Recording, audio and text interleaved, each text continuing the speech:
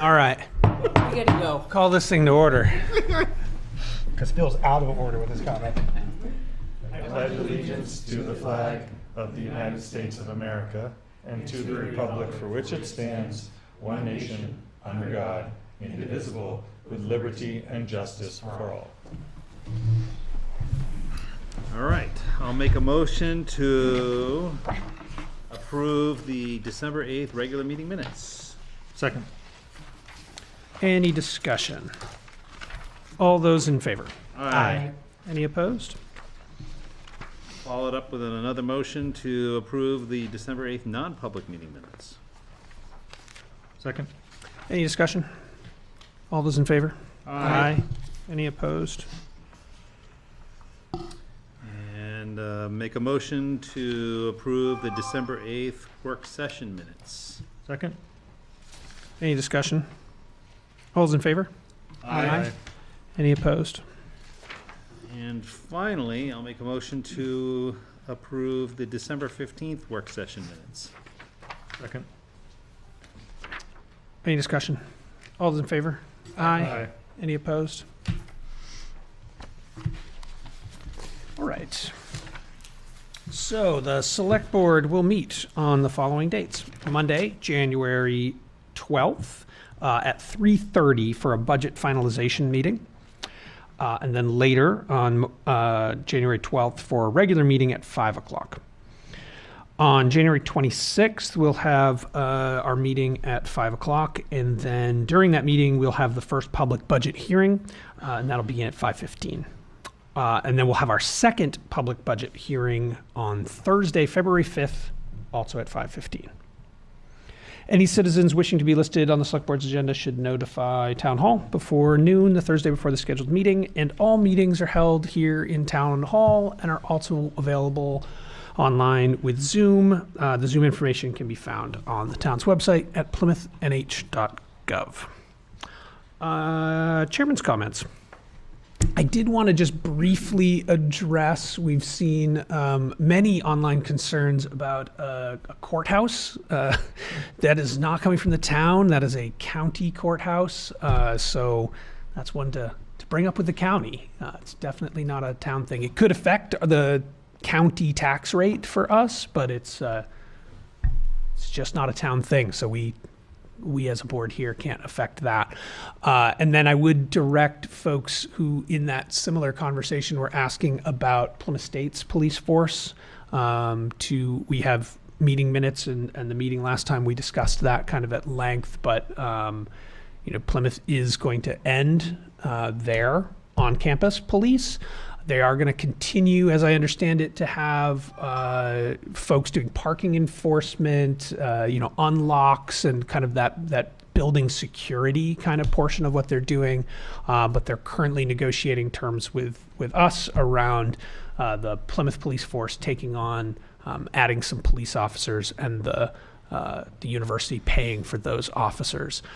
So that was another issue. Our intention is to get 100% reimbursement for that additional cost that would land on the town. We're still in negotiations for that, so hopefully that will wrap up. We'll get a long-term agreement in place with the university on that. But it's not at least at the moment, that isn't a cost savings situation where they're intending to put any costs on the town. That is intended to be fully funded. So just wanted to address those two public issues that we've seen online in the past week. Could I add one? Yeah, please. One point relevant to that, the Grafton County, I'm sure the Grafton County Commissioners would be willing to accept feedback on the courthouse. And I know Commissioner Hedberg is local and would probably be willing to take feedback. Yeah, of course. But there are 3 county commissioners that would be the point of contact for those comments. And I don't know enough about the commissioners. I'm sure they have some sort of public meeting as well if folks wanted to participate in those. Do you know anything about when those are hosted? They haven't posted any of their public hearings on the funding for the building, but as soon as they do, we can make those public. Yeah, and as always, there is a town newsletter that Scott puts tons of really great information in every single week. If you want to stay up to date on what's going on in town, don't have time to attend this meeting in person or even watch it on YouTube, pass along to your friends who may have concerns to subscribe to our newsletter. It's available on the town's website, and you'll be a whole lot more informed about some of these items if you're following along with that. All right, those are my chairman comments. Hand it over to Scott. Sure, thank you, Zach. To start off, just an update on the 26-27 budget process. The Select Board has met with department heads on Monday, December 8th and December 15th in review of their 26-27 budget request. The budget will be finalized on Monday, January 26th, with the first public budget hearing being held at the Select Board meeting. Tenny Mountain Highway, Smith Bridge Road intersection update. The Select Board is pleased to announce that the Smith Bridge Road intersection is back on the gas hit list for 2027 through 2036, the 10-year plan. Through Joseph's tireless advocacy and persistence, the Smith Bridge Road intersection project has been successfully added back into the New Hampshire Department of Transportation 10-year plan. This project had previously been removed from the list, but Joseph's refusal to let this critical safety need be overlooked in his consistent coordination with the Lakes Region Planning Commission in New Hampshire DOT has ensured that Plymouth is back on the schedule for state funding and improvements. Securing this project is a major win for the safety of our motorists and pedestrians at a notorious bottleneck high-traffic point intersection in town. Airport hangar lease. The current airport hangar lease with Henry Lynch expires December 31st, 2025. I've been working with Colin McIver, airport manager, Henry Lynch, the tenant, and the town attorney in development of a new lease. I have the lease tonight for the board to sign. This will be a warrant article as it needs to be approved at town meeting in accordance with RSA 4111-A2A. If the warrant article passes, the term of the lease is for 25 years to expire December 31st, 2051. If the warrant article fails, the lease would expire in 5 years on December 31st, 2030. As a reminder, the town clerk's office will be closed on Friday, December 26th. Another reminder, the free holiday parking is still in place.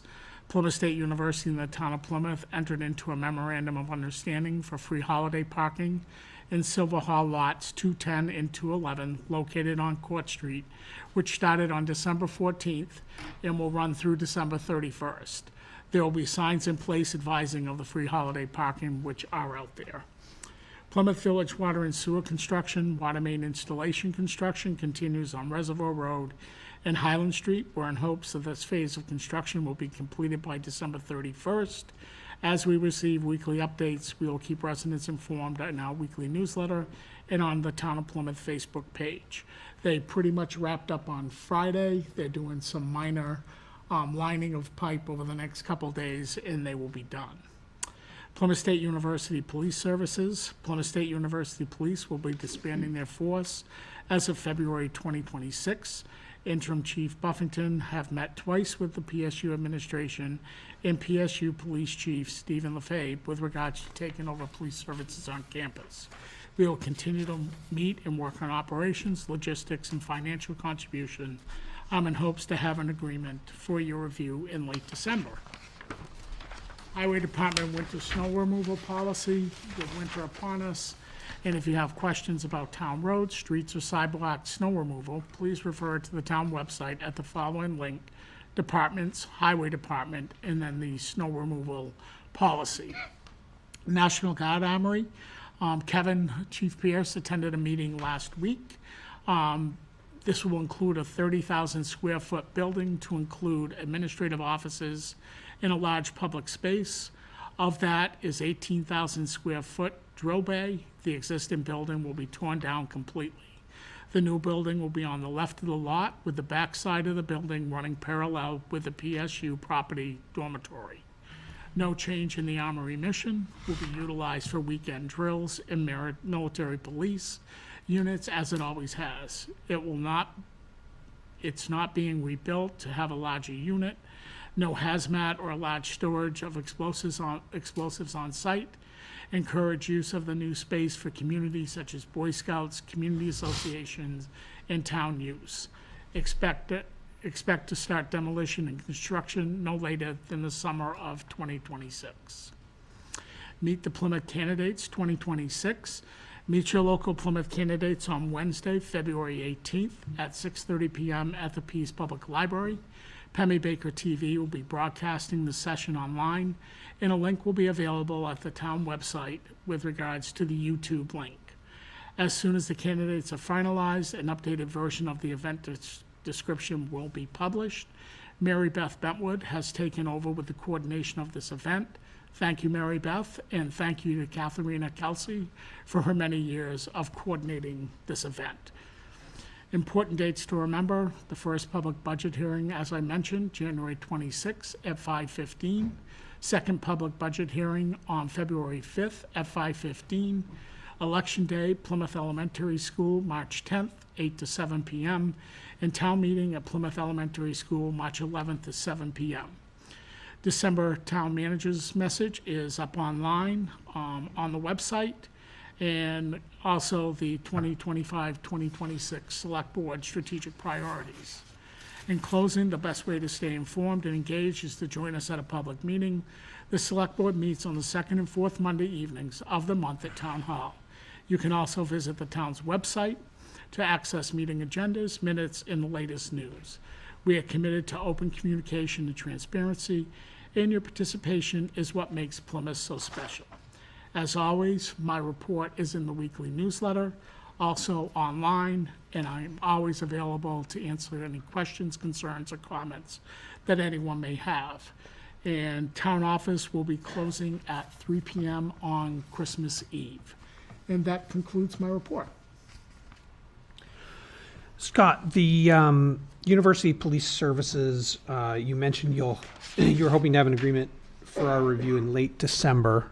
Given this is the last meeting of December, are we hoping to have something to review the first meeting in January at this point? And talking with the university today, I know that their general legal counsel is still in the process of drafting the agreement, and according to the university, we'll have it as soon as they possibly can. Okay. But we will have an advance, in advance of January 31st. Okay, so we're looking, we'll probably hopefully have something to review on the 12th, but That it is could what- go out to the yes. 26th. Yes.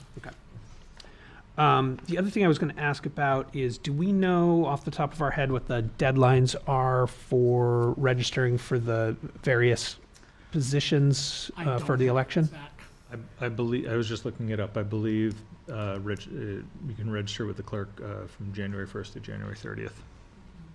Oh, No. that seems too long. So, yeah, it's 2 sooner weeks? than that. Okay, Like the end of January. Right.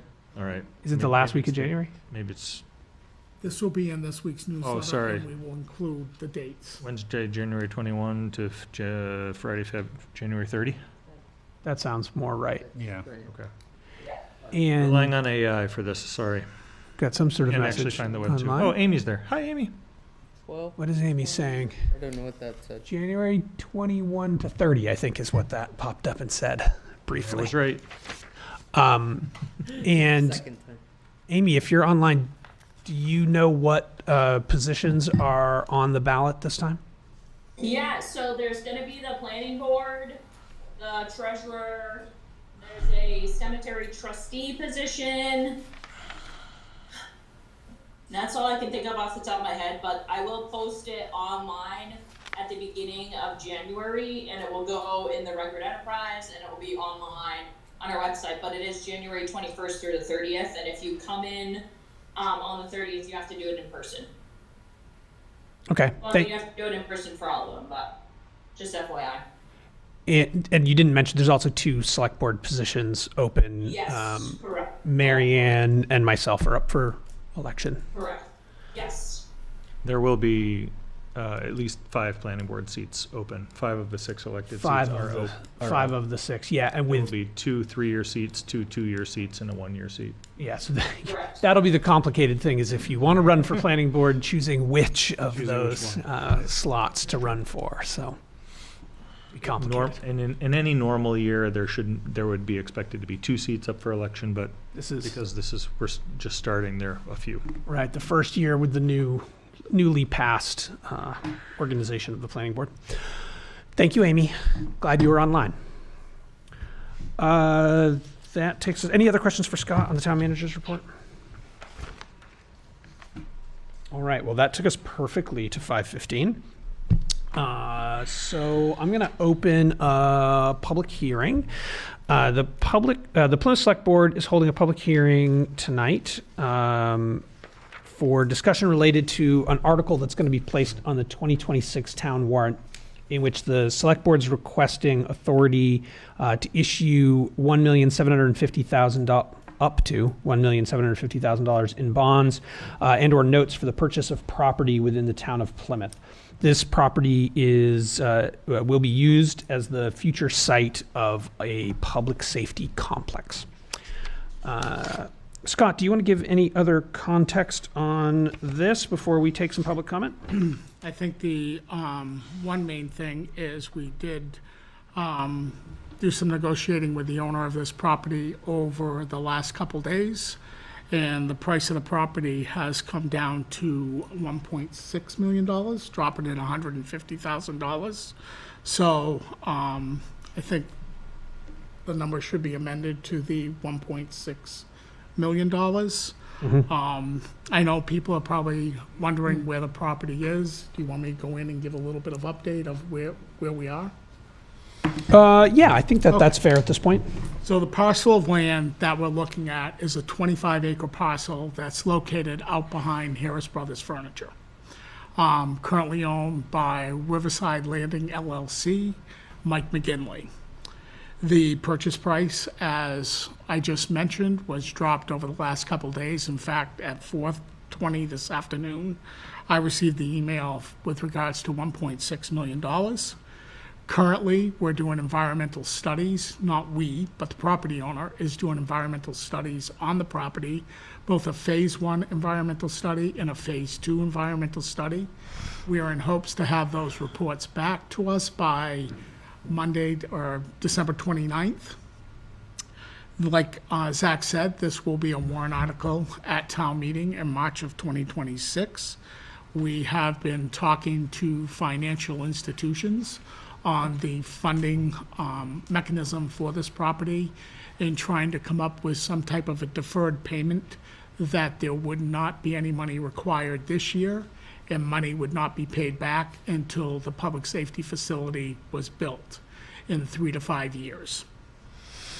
Possibility is we could sell off a portion of the property for redevelopment and asking a developer to come in, incentivize the developer to build on the upper portion of the property, as the public safety facility will sit closer to the front of the property and have access to Highland Street and access to Tenny Mountain Highway. The possibility is the highway garage sits on Plymouth Village Water and Sewer property today, is under lease, is relocating the highway department out to that property as well. And keeping in mind that all this comes into discussions with regards to, well, what do you do with the current police department? What do you do with the current fire department in the house that houses the fire department?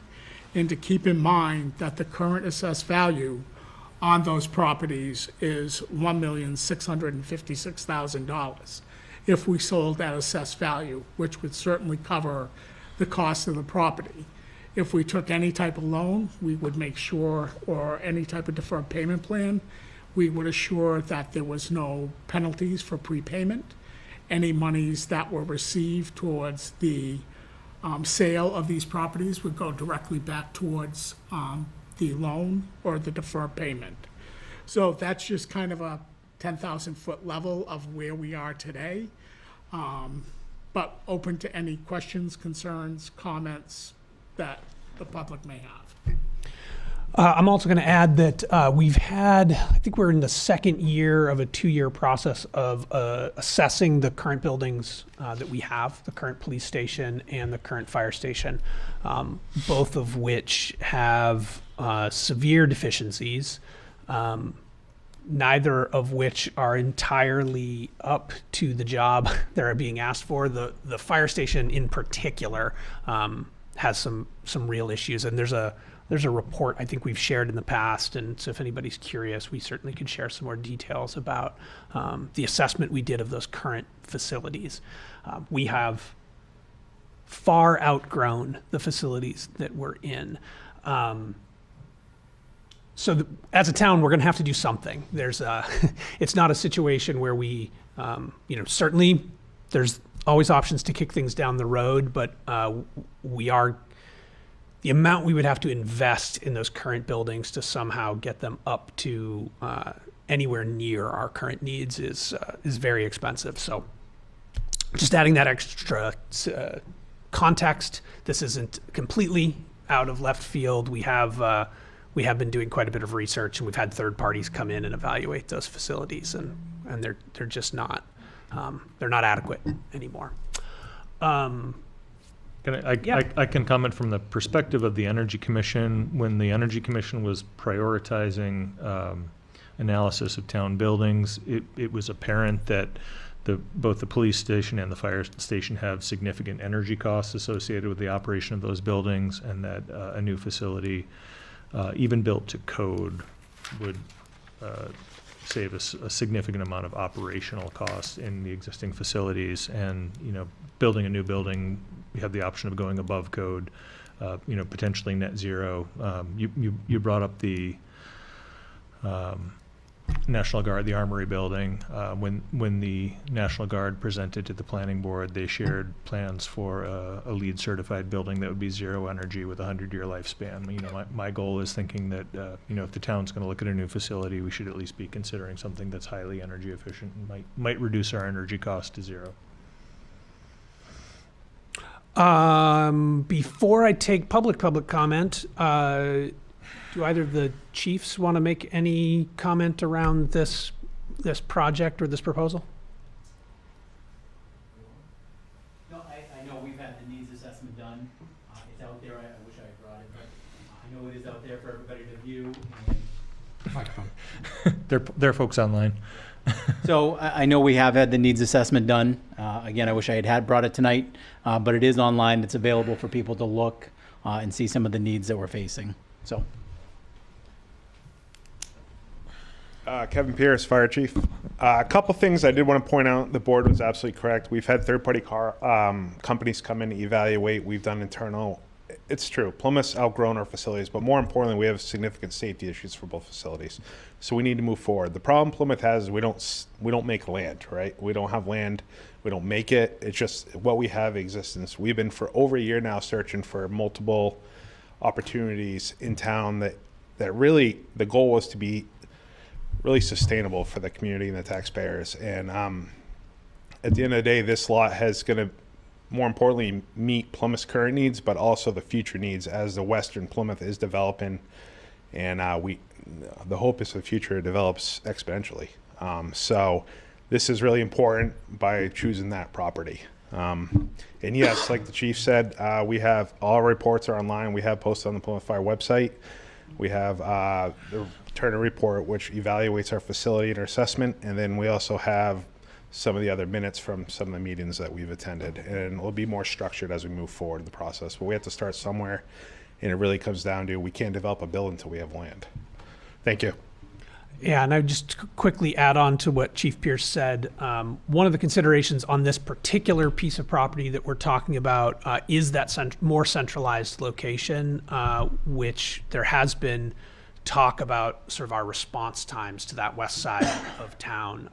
And so, continuing to have a facility on kind of located on this side of town could eventually lead us to a need for a second station on the other side of town, which brings with it a whole additional set of costs, right? You would have to make sure you had, one full-time firefighter in that facility at all times. At least you would need, additional heating, cooling, maintenance, right? So this particular lot hopefully establishes a more centralized location that would serve the needs of this community for, 50, 75, 100 years potentially in terms of location with the planned, growth of the town. So lots of consideration on lot choice and the actual opportunities to build something like this. All right, that's enough context. Public comment.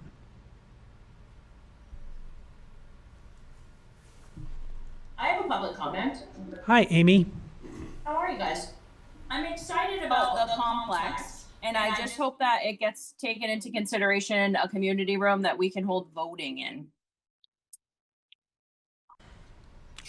It's been discussed. I think, cost is something in all of this that we're going to have to look at when we get time to build the building. But as a member of that building committee, that's a point that I've brought up a few times as well, Amy, that if we could, we've heard from the elementary school on many occasions that they would love to reach a day where we're not holding elections in their gymnasium, where they have to, close school two extra times a year and, extend. So, that's certainly a consideration. Another point that we've actually talked about this evening was the armory, and so there is some conversations potentially there as well. But yes, I think that's a great point. That's been talked about several times.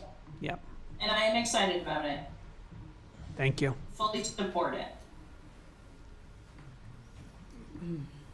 Good evening, Chris Woods. I'm a big believer in the long view, and I certainly see how this project needs to be, and the purchase of the land needs to be looked at in isolation, even if, not put the cart before the horse here and start talking about the actual safety building.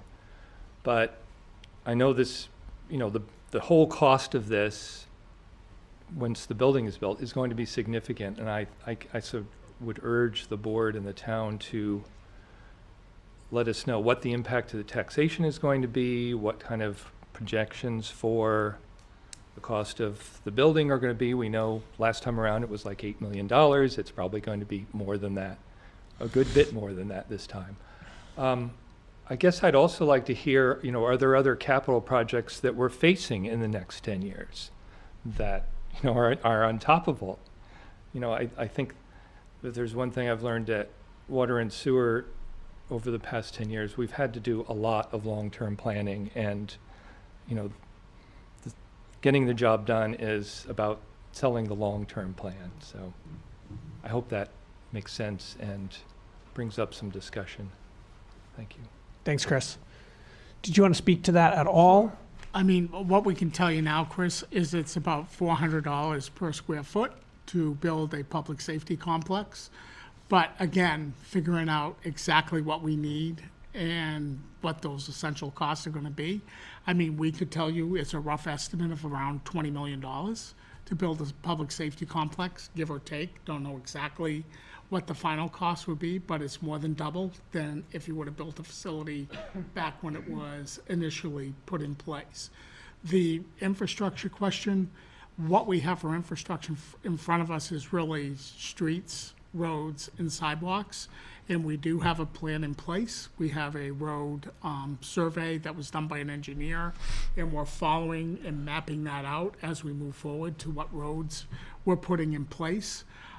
With regards to buildings, we've done a lot with this building being the oldest building that we have, and continue to do it with an energy audit and infrastructure improvements within this building. So other than roads, streets, and sidewalks, and the possibility of a recreation department at some time when they outgrow Plymouth Elementary School, but that relationship is really healthy and strong right now, and the school loves us being there, and we love being there because we have a facility that we can utilize for recreational purposes. So I would say moving forward, it's really streets, roads, and sidewalks. I also will add that this project has been in regular discussion in the capital improvement planning subcommittee, and so this isn't completely out of the blue, right? We're multiple years into doing a study on what's needed, and that's a 6-year plan, and we're looking at things like, when does the library loan come off the plan, and so that as we start to take on a major capital loan like this, that something else is falling out of our payments. So there is those kinds of considerations happening within that CIP committee that Sue Wood is currently the chair of. Can I comment? Yeah, please. So, maybe expound a little bit on the 20 million, just from, it doesn't have to all be the 20 million all at once, right? That gets evaluated as well. kind of a staged approach? I mean, that's A kind of potential, an estimate now, and it would all have to be built at once. okay. But we would most likely have a bond for that over, a long period of time on payback. So it's not like we have to raise $20 million in taxes in 1 year. That's a, big loan. Right. And I mean, we wouldn't, if we go with the deferred finance option, we wouldn't start paying until the project was completed. And 20 to 30-year bond would be most likely what we'd be looking at that point in time.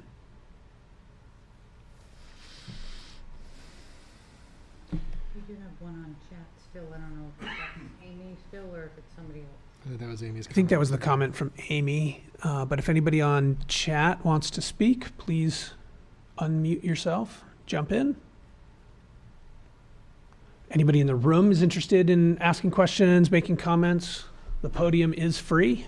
I would just say one other thing is that we do hold monthly meetings, and the meetings are open. If the public wants to come to the meetings and provide comment or discussion points, we are more than willing to welcome you and engage in conversation.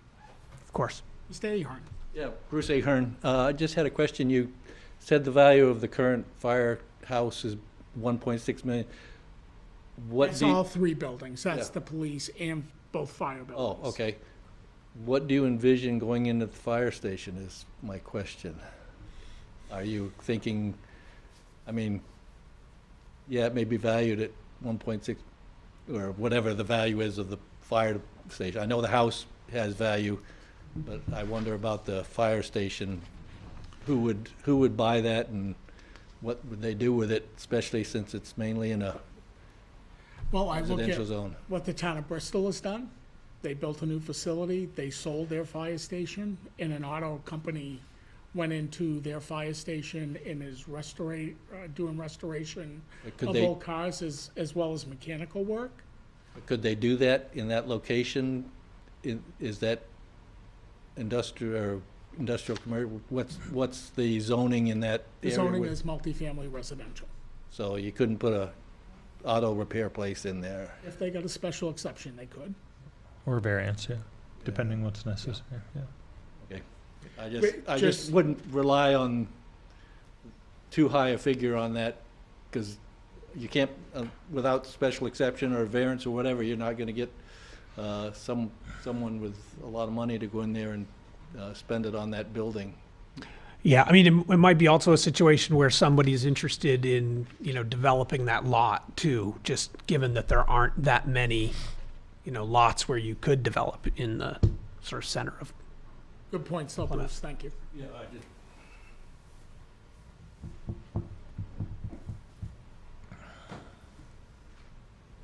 Nick Mason from High Street. I'm not going to get into the taxes and that stuff, and I apologize because I did not look at your website to see if this information's out there. But do you have like a heat map about calls and where they come from and that sort of stuff? My concern as, a business owner in the old village part of town close to your guys' building is that response time, obviously. And I would use as an example, in March of 2020, 30 High Street burned down with Stephen and Ivy Page's house.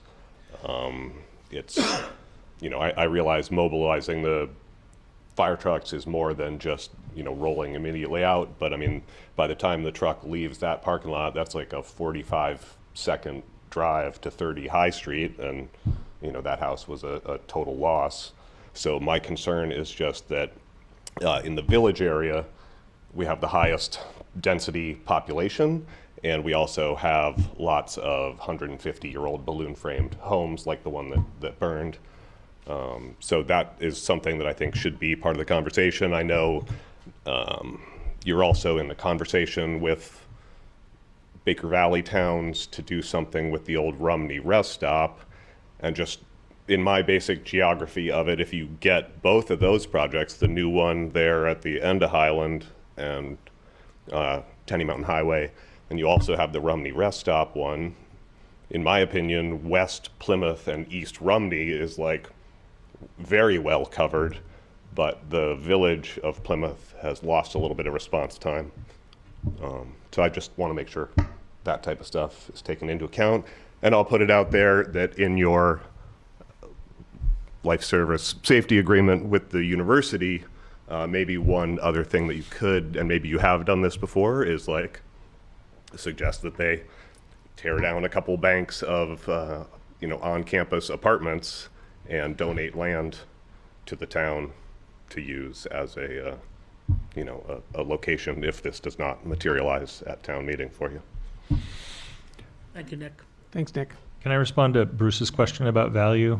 So I appreciate your inquiry. The fire department itself is valued at less than a quarter of that 1.6 million. I think the fire department building is, the current assessment's at 363,000.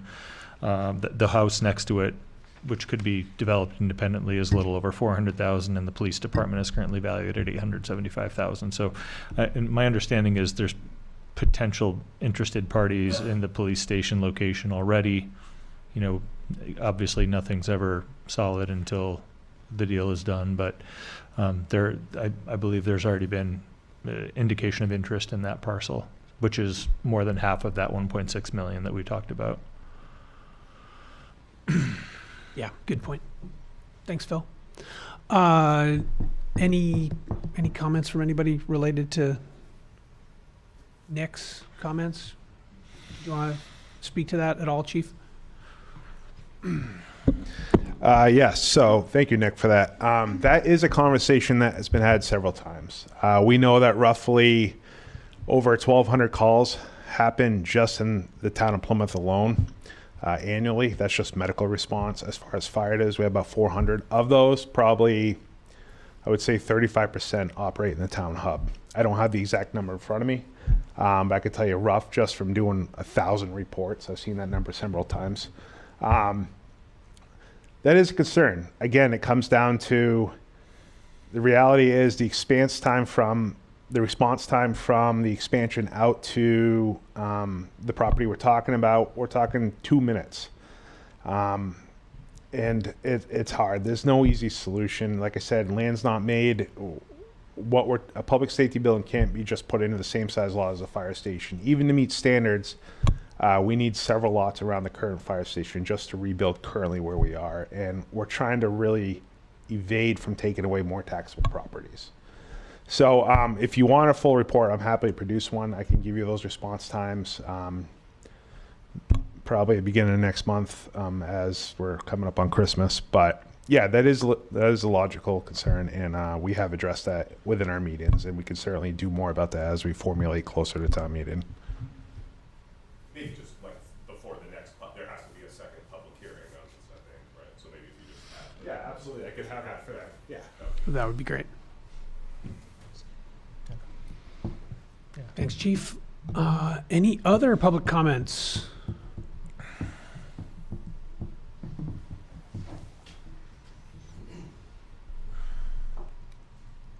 Hi, my name is Ed Sleeper. I live over on Fairgrounds Road, actually on Cooksville Road off of Fairgrounds. And so I will take up the issue on the taxes a little bit. I know these are things you guys hear about and discuss much more than I do. But I look at some of these situations and I hear all the reasons for doing these things, and they all sound good and needful. But in my own personal life, there's a lot of things I would say I need, would like, and whatnot. But there's a situation of, can we afford it? So it's kind of a moot point if we can't afford something that we need. So we try to find ways to compromise in our personal lives. Should do the same thing, obviously, in town affairs or state affairs or whatever. But my wife and I, we bought this house in probably, I think it was around 95, paid $65,000 for it, fixer-upper. I can't remember what the taxes were then, but the taxes on that house now are about $8,000 a year. And it's a burden to us. And my wife keeps saying, we got to move out of this town.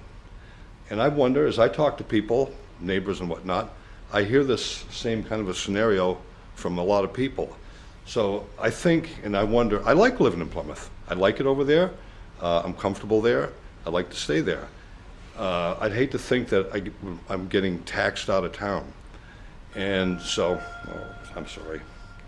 Let me see if I can turn that off.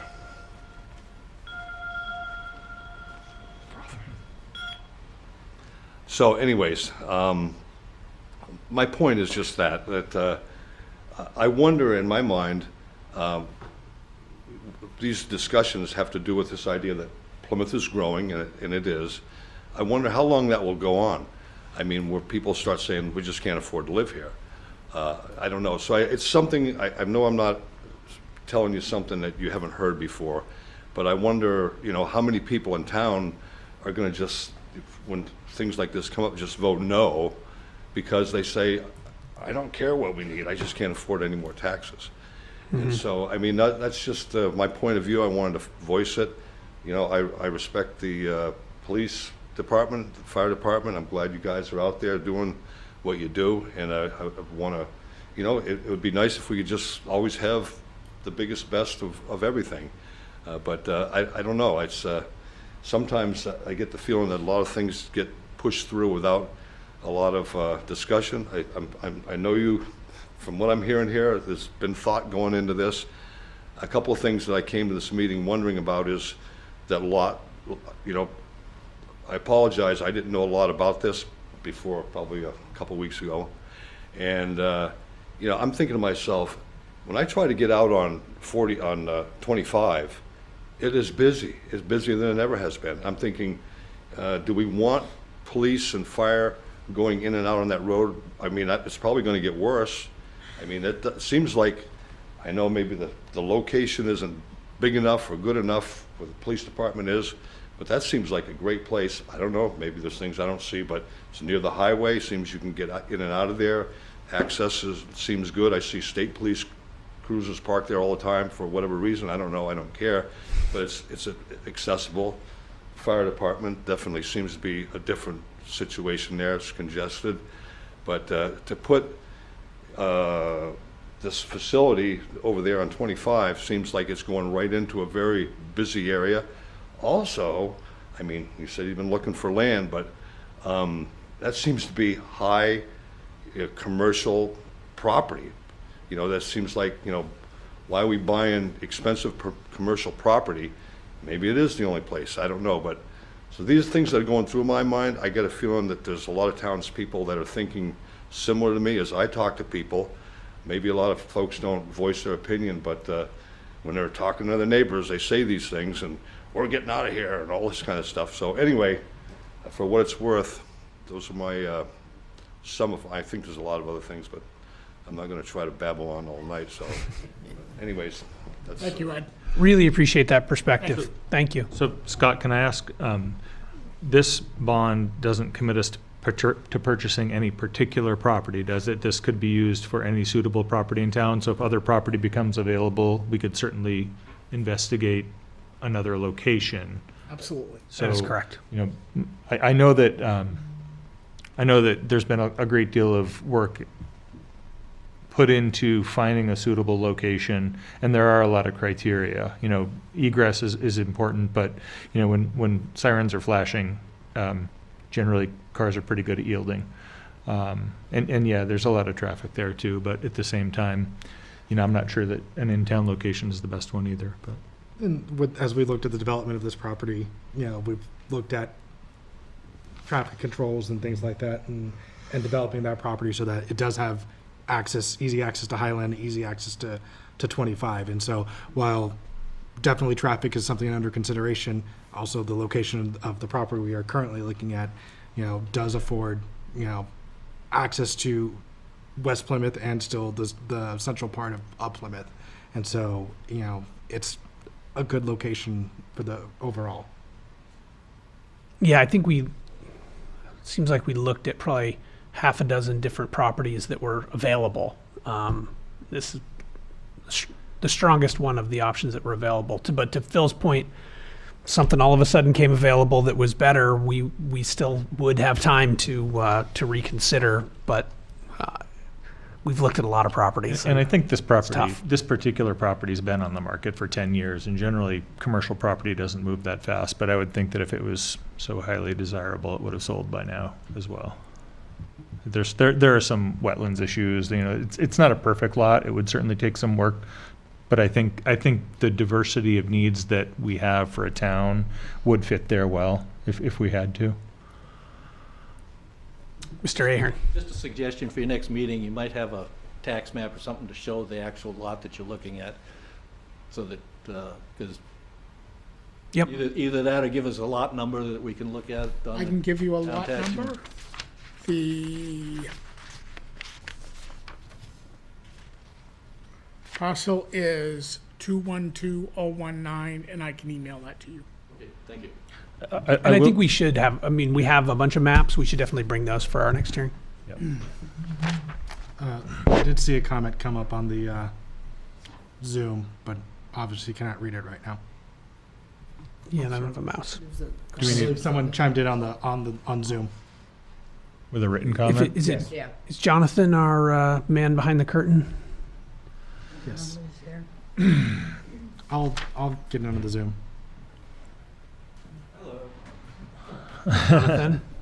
Thank you, Jonathan. So this comment, their name is just member of public on Zoom, so I don't have any specifics. And it said, why does it cost so much for sitting on the market for 10 years? That's what they said. Thank you. Yeah, unfortunately, just because it's been sitting on the market for so many years, it's still, properties just get more expensive every year too. Sure.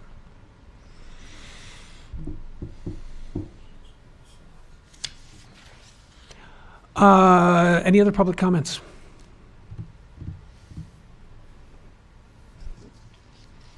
Thank you. All right, with that, There was one more, is that? You just said thank it just was a thank you. Okay, gotcha. Thanks, Marianne. With that, I will close the public hearing at 5:47. Someone write that down for Anne. She usually writes it on her paper. All right, and we will have a second hearing on this when? Do you know, Scott? During the, I don't know exactly. are you going to do that during the January 12th meeting or No, it will be later than that. the 26th, maybe? Okay. But that being said, just because we're not having a hearing, we always welcome the public to come in and talk to us about any issues that are kind of active in town. So whether we're having a public hearing or not, you're always welcome to come talk to us about issues that are currently under discussion or that you want to add to the conversation. So you're welcome at any meetings coming up. With that, let's move to the next agenda item. We've got a purchase request for the fire department.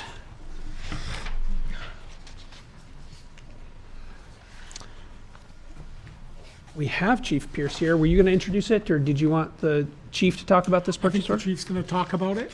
The purchase order for the Life Pack Life Pack 35. Striker Sales LLC. Excuse me. Yeah, so this is the cardiac monitor that we use. It's our bread and butter for the ambulance. This is the primary machine we run diagnostics with, take your blood pressures, heart rates, everything. Current life packs we have are, one's 15 years old, the other's 20 years old, and they phased out. So this one is the Life Pack 50. It's the latest model. It's what they make, and it is proprietary. It's either that's the only model that actually Plymouth and the regional ambulances have ever used. So this one is also linked into the lease purchase of the new ambulance. So it, it's already been raised and appropriated. It's just part of this process. This is part of the ambulance that was approved at last year's town meeting to include this $57,775. So if you approve this, we will send this over to Franklin Savings Bank, who we're leasing through, and they will make payment based on the lease agreement that we currently have in place with them. This is one of those pieces of equipment that you get an ambulance, by law, you're required to have the same piece of equipment on the ambulance, so it's. And this is all part of the budgeted ambulance expense that was Correct. approved at town meeting this Yeah. past year. Is this the item that we were? No, this is different. Okay. That was a I'm good. Lucas device, I That's think the you're Lucas probably device. thinking of, Yep. yeah. Do you need a motion? I'll make a motion to approve the Life Pack 35 for the new on-order ambulance, including battery charger, sensors, battery, printer, modem, and all the other associated accessories for the sum total of $57,775.76, and that would go to Stryker Sales LLC. I'll second that. Discussion, why don't we have competitive bid on this one? Proprietary, there is Single source. There's no other provider of this particular device. No, it's, this one is a Physio Control, which is the one that's owned by Stryker. The other comparable model is a different brand, and that's called Zoll, but none of our equipment's compatible with that. So we just stay with Physio. Okay. So we have to stay with this vendor for compatibility kind of across the line. You don't want to have one Android phone in the whole household of Apples? Yeah, no, it would be more expensive because then we'd have to redo all the equipment on the ambulance to be compatible with this Zoll. Perfect. Can you amend that motion to add waiving of the competitive I'll bid amend process? the motion to waive the competitive bid. I will amend my second. Any further discussion? All those in favor? Aye. Any opposed? Can I borrow somebody's pen? I'm penless this evening.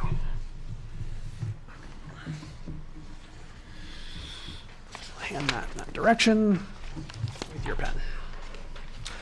Okay, signature file review. What do we So got? if we can cover the Town of Plymouth Airport land lease agreement first, which I think you have a copy of. That's what this is right here. in our packet. Yep.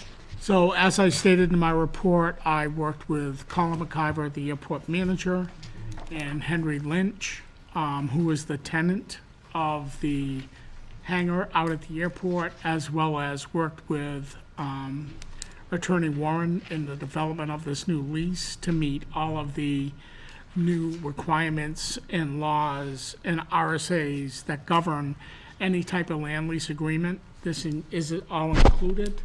Attorney Warren has approved the lease. It also has been run by Chief Pierce with regards to fuel storage in the hangar.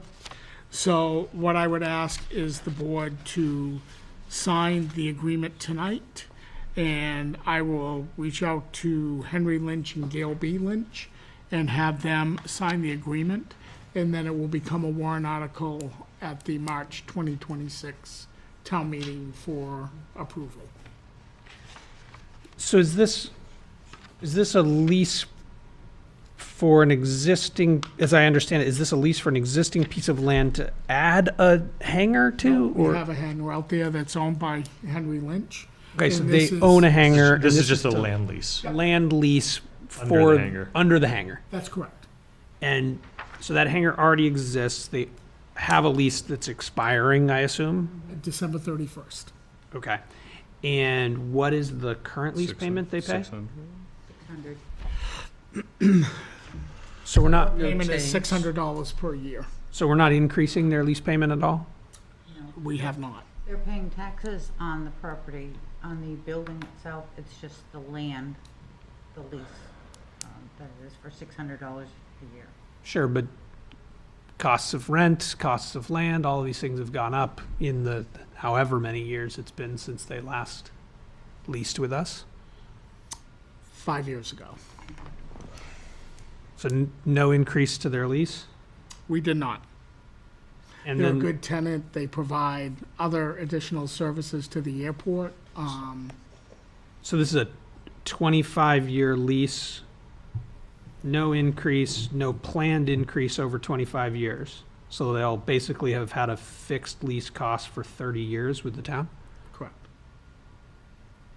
Seems like a really good deal for the Lynches. Yeah. It's a good deal for the Lynches, but it's a good deal for the town as well.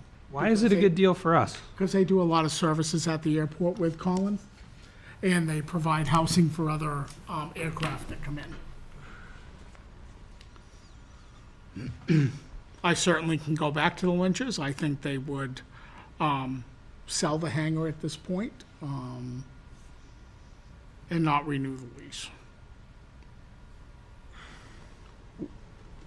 Explain to me the value of what they get or what we're getting from the services that they provide. They do a lot of maintenance around the airport.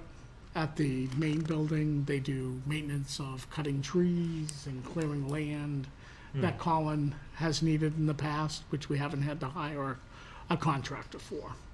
That's really the extent of what they have done. But unfortunately, that's like not documented at all. And so I'm sorry, what's that, Jay? that's not documented at all in any it's you know, not. we get no services in kind or any notation. So like right now they do it out of the, you know, goodness of their heart, but 2 years into this 25-year lease, they can say, oh, we just can't do those services anymore. And that, you know, that would be a concern. I mean, if we can get some sort of documentation of, you know, services in kind or anything like that, that would be something that should be considered. And potentially at some point, what it cost us? I think Two the contracts other out. thing to consider is the limited use, based on where we are located geographically, on when they can use that hangar. Scott, what is the approximate value of 3,900 square feet of land? I have no idea, Ted. Well, I'm trying to kind of figure out, it's like, okay, if this was just something that we were Yeah. putting on the tax rolls, what would the actual value be? It's not a standalone lot, so like if you've got enough land to make a conforming lot, it becomes much more valuable as a building lot than just a small parcel. So, you know, a parcel that's within the town's airport probably has very little value otherwise. It's less than 1/10 of an acre. But, and it's not really, you know, if there were a commercial, I mean, there are certainly small parcels in towns all around the state where, you know, existing non-conforming lots can be transferred as, you know, regardless of their non-conformity, and usually, you know, towns have to consider building permits if they can meet setbacks and things like that, and it's not always easy, but oftentimes they do, and, but, you know, I think But this is effectively 1/10 of an acre in the middle of a field. It's in the middle value. of you know, a town-owned airport. It's not. municipal It's airport. nowhere near the same value as a I agree. lot in downtown. No, and I think for that reason, it probably would not have much value. You know, I think, honestly, if the tenants are providing service that Colin feels is valuable, I'd be curious to know, you know, would we be contracting those services as we do for cemetery maintenance? We certainly, you know, pay a lot of, you know, we're buying a new mower for cemetery maintenance this year. You know, that's something we haven't had to do there. I don't know. I'd be curious to know, but I suspect that the marginal value of this land over the period of the lease would have little. Well, the reason why I was asking offset that to is the like town. $600. Yeah. Okay, so let's just say that 1 acre of land there was worth $100,000 to make math easy. 1/10 of an acre is worth $10,000. Our tax on $10,000 worth of land value is going to be far less than $600. Yeah, 'cause what's our tax rate? 2377. Well, and the town portion probably. $9.96. So It $9 would be times 230. If it were taxable, it would be a $230. $230 of So taxes. certainly less, and would be expected to be certainly way less than the $600 into the foreseeable future. And they do I pay agree. taxes on On the this as val, well. they on pay the building. taxes On on the the value building of the itself, building, they're already paying taxes not on on the it. value of the land, right? Correct. Yeah. Yeah. And that's, And they have other things stored in there for other folks? It's a hangar. Presumably they put a. They have, Right. it's room for, I think, 2 airplanes to be. I'm just wondering, they charge other people to store in their building. That I don't know. they could. I mean, if it's their Yeah. building, they could. You said this was a 5-year lease previously? 5 previously, yeah. Why, is there any reason why we did 25 this time?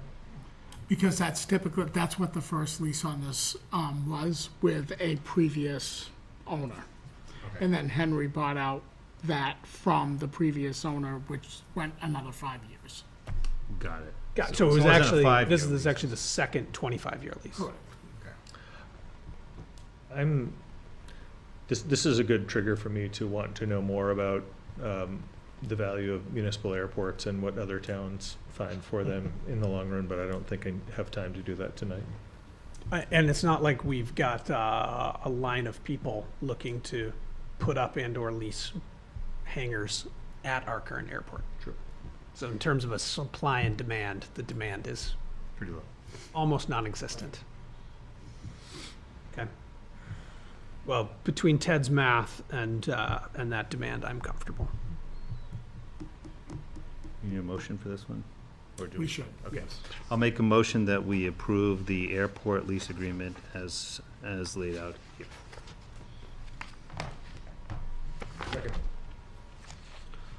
Any discussion? All those in favor? Aye. Aye. Any opposed?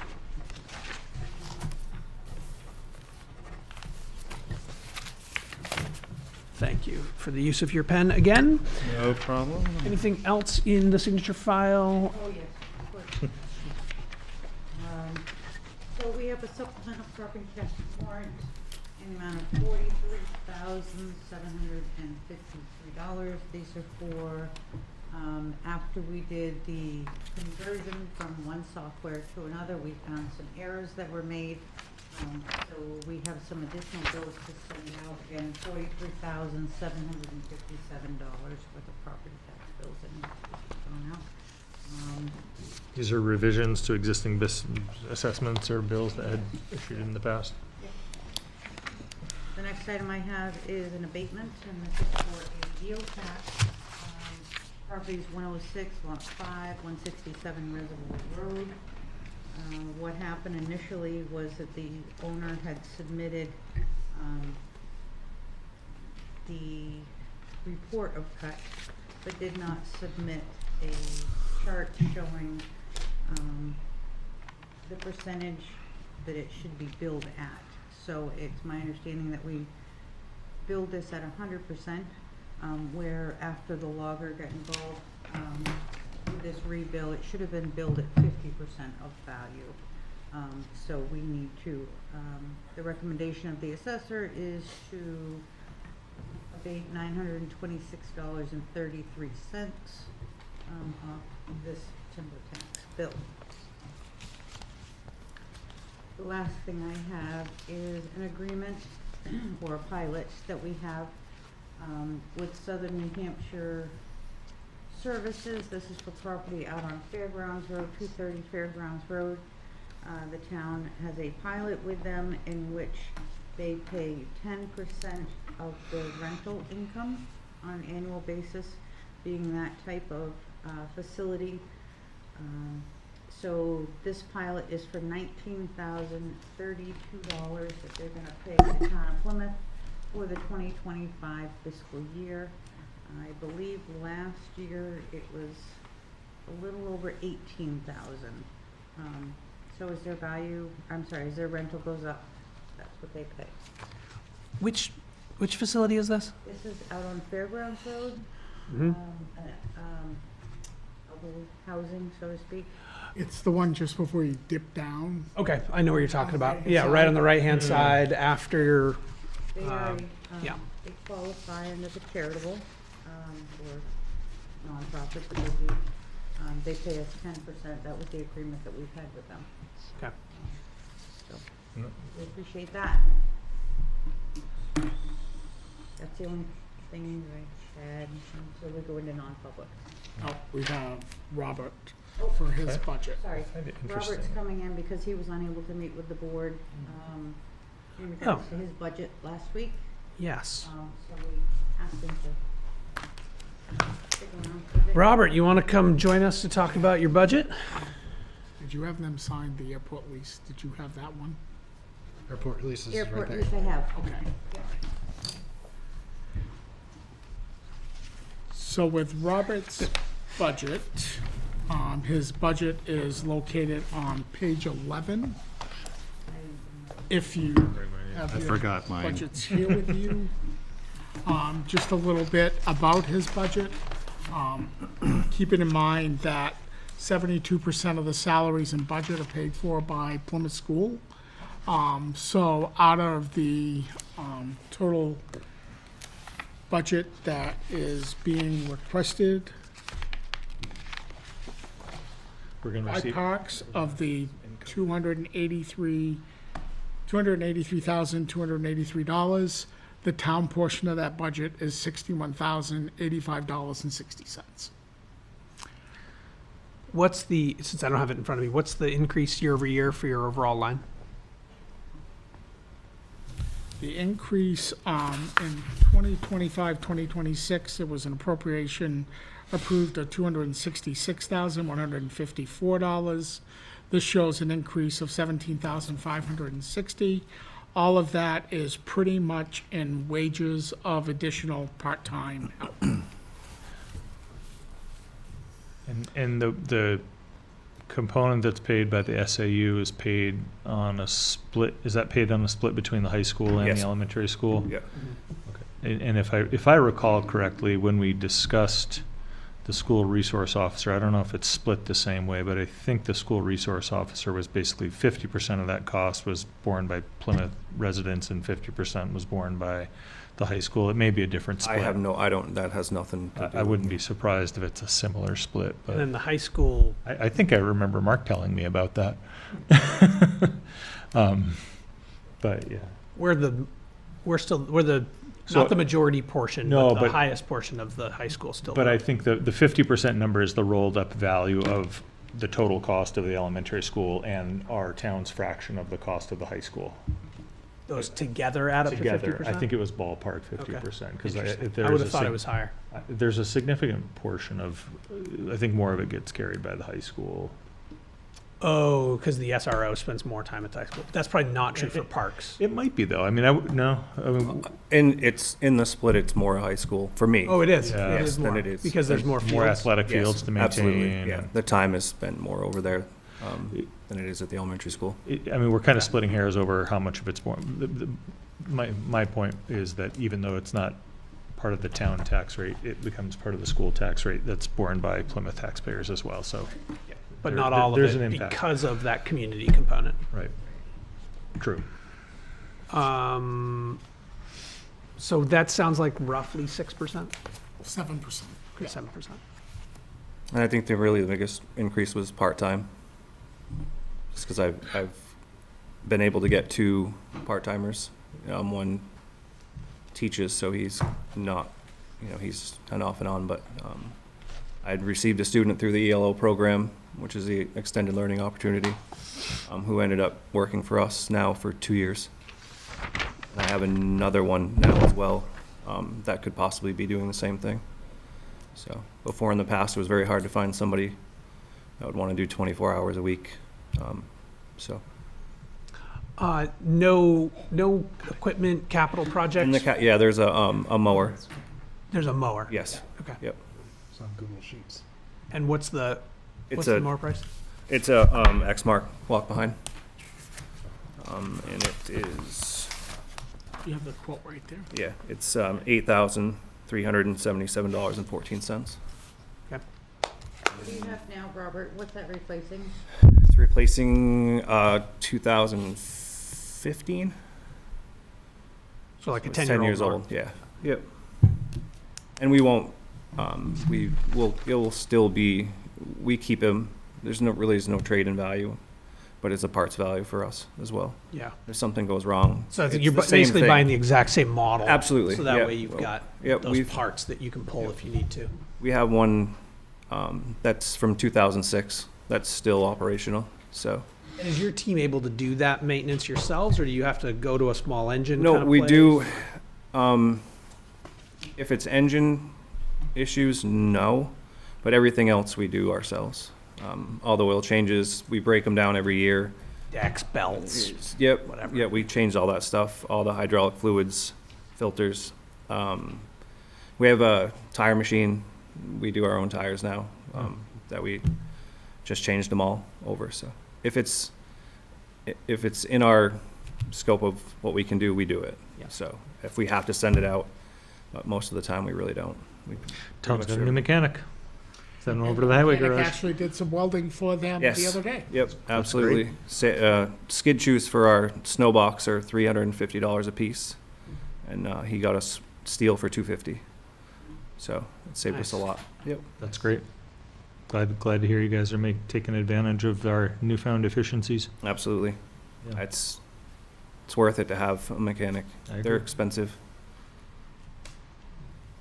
Yes. Any other questions, discussion points? Pretty straightforward. Thank you, Robert. You're welcome. Thank you. Thank you for coming in. Thank you. I was going to say I have a great deal of appreciation for the value of the hosting that the SAU provides, and it's a good partnership that we have with the SAU. It is. If you imagine, needing to purchase all that equipment twice and Or us having to have house them. facilities for it, and, we just talked about how much land costs, all those kinds of things. It's really, it is a good relationship we have there with the school. Okay, committee reports. I think I am up Jason's first. I will try to keep this short, as I had requested earlier. Short and sweet. Yep. Water budget has an increase, but part of the increase is a decrease for paying down debt. And that's going to be the same with sewer. Basically, what it looks at is it's going to be about a 4 to 5% increase across the board, which equates out to $44 a year for their minimum use user. So, so they're working on that. We got an email actually today that the pump station in Holderness has gone live. And so that is the first time we have a new water source in Plymouth in, I think it was 50 years or something, like quite a long time. Yeah, So, almost 175 years, something like that. yeah. Yeah. So they're very excited about that. So they have a couple different things going on. They're out for warrant in the coming year. One, they need a new commissioner.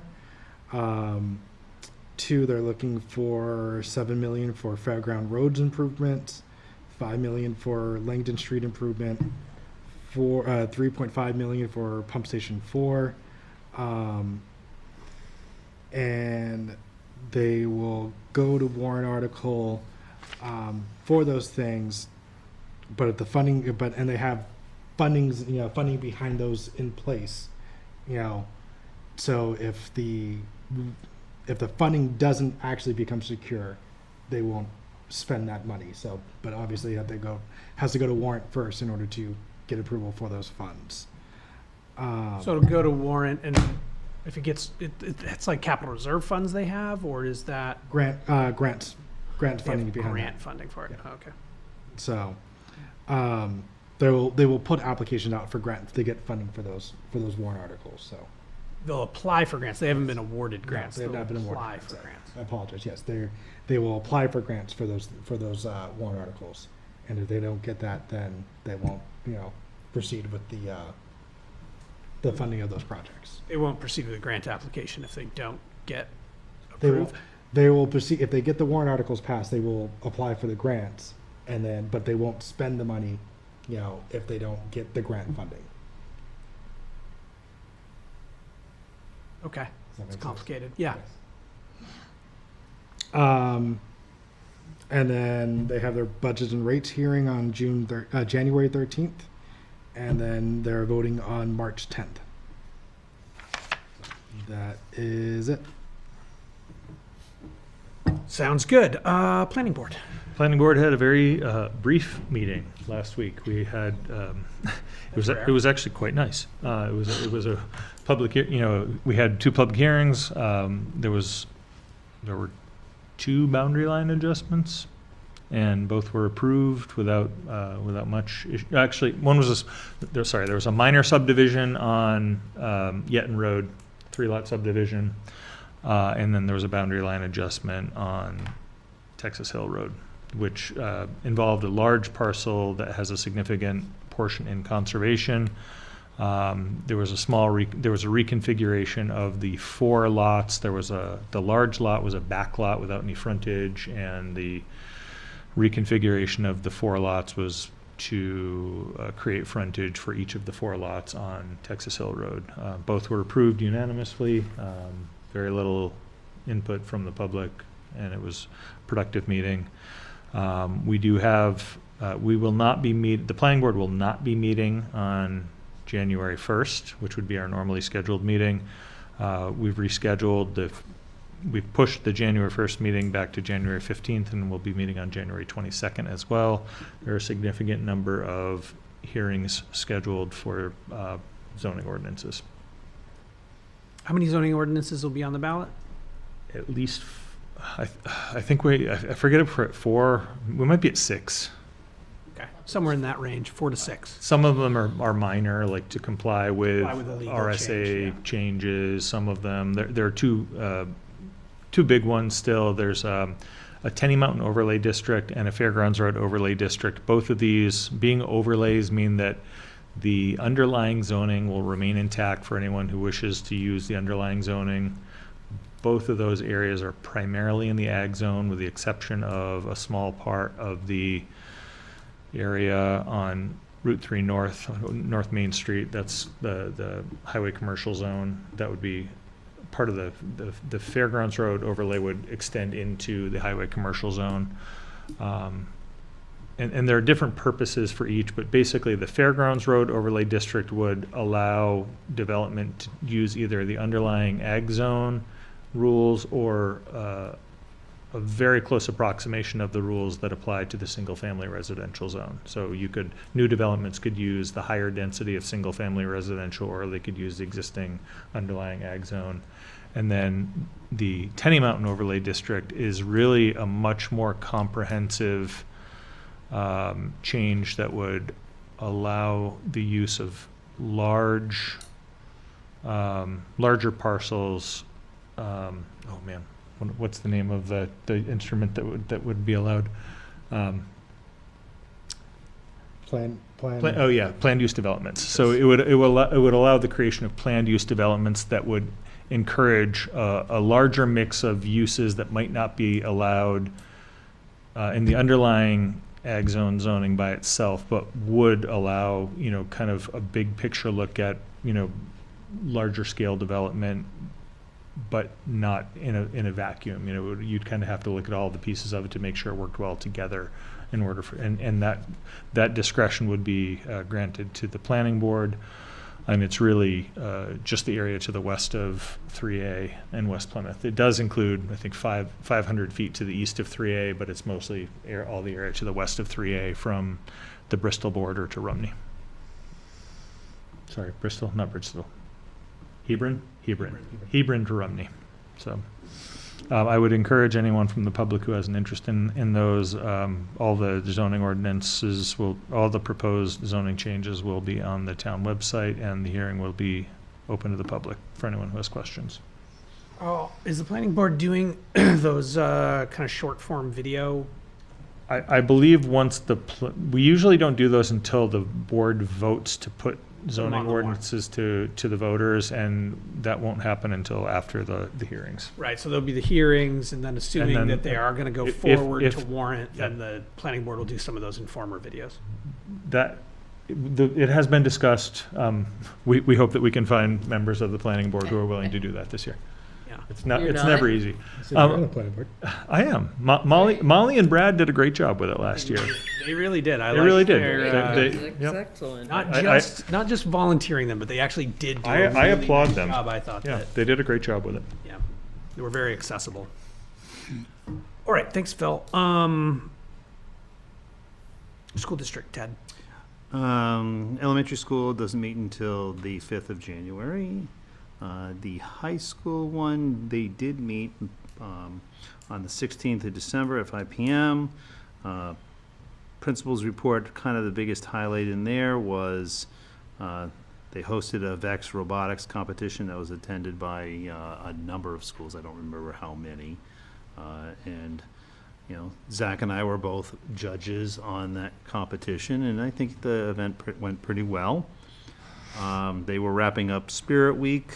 They had Hat Day, which I guess is used to raise funds for, I forget what it is exactly. But the majority of the meeting was to talk about their budget. And their budget was, at the initial placement, was up by 5%. Most of that 5% was direct result of cost of living adjustment, you know, union negotiated rates and what have you. There was a significant portion of that uplift that is a direct result of a single placement of a special needs student that I think is probably some sort of residential program somewhere. That money does get refunded back to the school district, well, at least a portion of it, 80% or so, depending on what the state does. But that doesn't take effect until a year later, so it's a year in arrears. So it's a significant uplift, and so they discussed a number of methodologies to get the rise in their costs down to something closer to 3% from the 5%. There was suggestions of basically reducing one science teacher. Apparently they have a lot of optional courses that they do offer in science. They had reducing a teacher in, let's see, what was the other area? Technology teacher position. And then another option to reduce general costs and supplies and equipment. Based on the whole meeting, what they decided on was that they were going to reduce one science teacher and do some costs kind of like across the board in targeted areas. And they were able to get that down to a 3.98% increase. And like I said, that was the majority of the meeting. And so they'll be discussing that again on, you know, the budget hearing is going to be on January 6th. And that is also coinciding with their next regular meeting. So that is what was there from the school boards. Thanks, Ted. Any questions for Ted? Conservation. Conservation Commission. This was a relatively quick meeting as well, which was nice. So it didn't go from 7 to 9. It was like 7 to like 8:15, which is a real joy. So one of the things that they were talking about is general sale of conserved land. And, you know, it was the opinion of the Conservation Commission that the position of the commission would be if we own the land, there is no desire by the Conservation Commission to sell it. Obviously, you know, town owns the land, a decision could be made elsewhere, but their position is no. In all cases, just as a general blanket? rule, yes, there's not, they don't have any particular interest in selling anything. I've always wondered, we have that piece of land, don't we have a piece of land like on Main Street? Across Where the hotel used to. where the hotel used to be? I don't think that's conservation land. I don't know that it is or isn't. So is that specific to, the Conservation Commission isn't interested in selling any conservation? Any land? conservation land. Any conservation land, okay, not any town-owned land. Yeah. I would, that Yeah, particular sorry. one, I'm always like, why don't we sell that piece of land? So that was the first part. They're still, you know, they talked about a little bit about budget and how much remains on the NRI. So I think there's $800 left in their regular budget for the NRI, and then the remainder will come from this other budget. And I don't remember what that other one is, but I'm sure Ann does. So they approved the plowing contract with Clements. You know, the special thanks to the town Highway Department for being willing to occasionally sand the Plymouth Mountain parking lot. They were talking about purchasing some credits for the ArcGIS software, approximately about $120, and talking about their strategic plan review, which will occur probably in the month of January. That was pretty much the high points. All right. Any questions for Ted? Capital Improvement Committee is at rest until late next summer or early fall. Any word from LRPC? There is not. Parks and Rec, Marianne? We don't meet again February, beginning of March.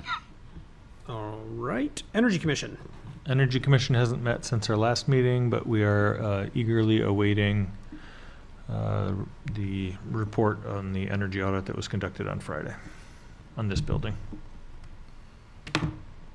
Very cool. Advisory Budget Committee has handed their recommendations, but as we can see, Mark sitting in the audience is hanging out for any additional advisoring. Chamber of Commerce? We met on the 11th. They continue to grow, about 5 to 7 members a month, which I think is great. They continued with their business after hours, ribbon cuttings. Over the past month, they are really focusing on the travel and tourism. I have the date, I think it's early to mid-January. I think they have 72% of the sponsors right now, so they're pretty close. I think they're focusing now on the luncheon and/or morning snacks, which are a little less in cost. And they've started the executive director search.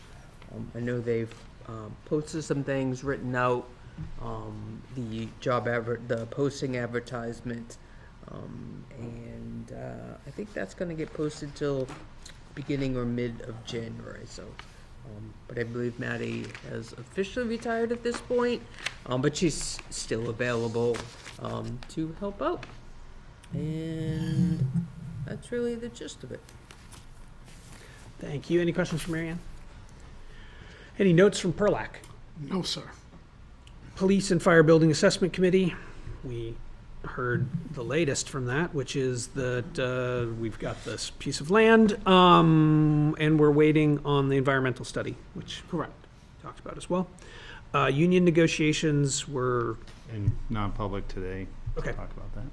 and Economic Development Committee. We meet at the beginning of January, first week, I think. Perfect. We'll look forward to an update in our January meeting. Public comments on any topics of relevance. Anything else from the board? No? I'd like to thank the members of the public that came out for our hearing tonight. Agreed. Thank them all for the input that we received. Yes. It's always the best when we get input. Nothing's more frustrating than holding a public hearing and not getting any feedback. Agreed. And with that, All right, I'll make a motion to go into non-public in accordance to RSA 91-A:3, number 2, A, personnel. Second? Jason. Aye. Phil. Aye. Zach. Aye. Ted. Aye. Marianne. Aye.